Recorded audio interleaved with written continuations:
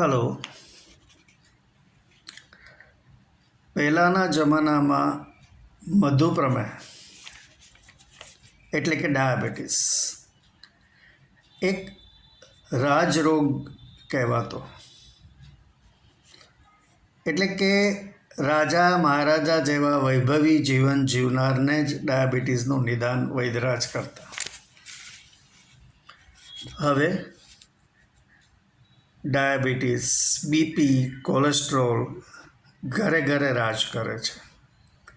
ઉપરાંત કેન્સર પણ ખૂબ વ્યાપક થતું જાય છે. નવા નવા રોગો ઉત્પન્ન થઈ રહ્યા છે.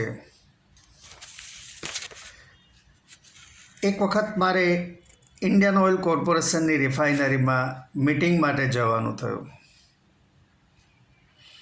મિટિંગ શરૂ કરતાં પહેલાં ઔપચારિક અરસપરસ બધાએ પોતપોતાનો પરિચય આપ્યો. આઈઓસીના પટેલ સાહેબ પોતાનો પરિચય આપી વધારામાં એટલું જ બોલ્યા કે તેમણે તાજેતરમાં જ હાર્ટ સર્જરી એટલે કે એન્જિયોપ્લાસ્ટી કરાવી છે. મેં સાહજિકતાથી કહ્યું કે મારે પણ કરાવવી પડેલ. એટલે એમણે મને પૂછ્યું કે મેં કયા કાર્ડિયોલોજિસ્ટ પાસે કઈ હોસ્પિટલમાં કરાવેલી. ઇન્સિડન્ટલી અમે બંનેએ એક જ સર્જન પાસે એક જ હોસ્પિટલમાં કરાવેલી. તેમણે ઊભા થઈને મારી સાથે હાથ મિલાવ્યા, જાણે અમને બંનેને એક જ એવોર્ડ મળ્યો હોય. આમ પહેલાંના જમાનામાં મહારોગો જ લોકો ડાયાબિટીસ છુપાવતા, બીપી છુપાવતા, આ બધી વસ્તુ સોશિયલ સ્ટિગ્મા ગણાતી.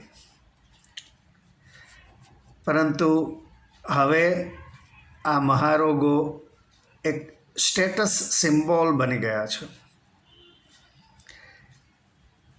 વૈજ્ઞાનિકો અને ફાર્મા લોબી નવી નવી રિસર્ચ પ્રોડક્ટ્સ બનાવવામાં ખૂબ વ્યસ્ત થઈ ગયા છે.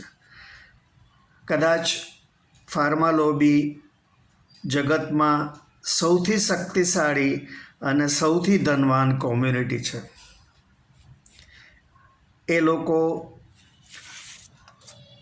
મહારોગોના જે નોર્મલ પેરામીટર્સ નક્કી કરવામાં આવે છે એમાં એ લોકોની બહુ જ ઇન્ફ્લુઅન્સ ગણાય છે. અને એ નોર્મલ પેરામીટર્સના ને ધ્યાનમાં રાખીને કરોડો ડૉક્ટરો દવાના પ્રિસ્ક્રિપ્શન્સ લખે છે.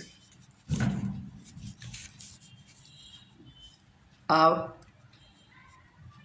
વધતી જતી બીમારી, અસંખ્ય રોગો માટે ખાદ્ય પદાર્થોમાં થતી વ્યાપક ભેળસેળ, દૂષિત હવા અને પાણી અને સ્ટ્રેસફુલ લાઈફને જવાબદાર ગણવામાં આવે છે. આમાંનું ઘણું ખરું આપણા નિયંત્રણ બહાર છે. તાજેતરમાં જ મારા એક મિત્ર જે ચુસ્ત સ્વામિનારાયણ હતા અને બહારનું કંઈ પણ ન ખાતા, તે લીવરની ગંભીર બીમારીનો ભોગ બન્યા. પૃથ્વીને પ્રદૂષિત કરનાર માણસ જ છે. આમ માણસ જ માણસનો દુશ્મન છે. જે રોગો પહેલાંના જમાનામાં સિનિયર સિટીઝન થવા બાદ થતા હતા, એ હવે નાની ઉંમરે થવા માંડ્યા છે. આ બધા દૂષણોથી બચવું ખૂબ જ મુશ્કેલ છે. 5 વર્ષ પહેલાં કોવિડની વિશ્વવ્યાપી મહામારી વખતે માણસ ખૂબ જ ભયભીત થઈ ગયેલો અને ઘરમાં પૂરાઈ ગયેલો. એ સમયે પશુ પક્ષીઓને સ્વચ્છ હવામાં અને પૃથ્વી પર મુક્તપણે વિહરવાની તક મળેલ. પરંતુ જેમ જેમ ભયની માત્રા ઓછી થતી ગઈ તેમ તેમ ફરી પૃથ્વી ઝડપથી પ્રદૂષિત થવા લાગી અને માણસ તો ભયને ભૂલીને બિંદાસ જીવન જીવવા માંડ્યો. આપને મારી આ વાત ગમી હોય તો મારા વિડીયોને લાઈક, શેર અને સબસ્ક્રાઈબ કરજો. આભાર. આવજો.